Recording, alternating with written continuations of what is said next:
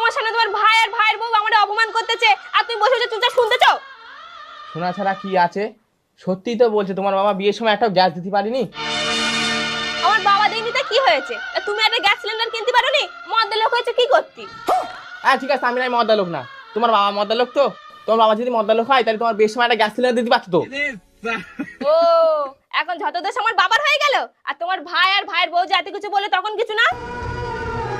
আমার বাবা কত কষ্ট করে আমার 18 বছর অবধি মানুষ করেছে আর তোমার 2 বছর সামনে থেকেই হয়ে গেল। তাহলে এবার ভেবে দেখো কে মদ্দা লোক আর কে মদ্দা লোক না।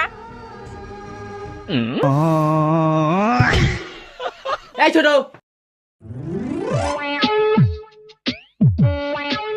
এই তোর বোন নে তোর গ্যাস নে, তুই এক সাইড হয়ে যা।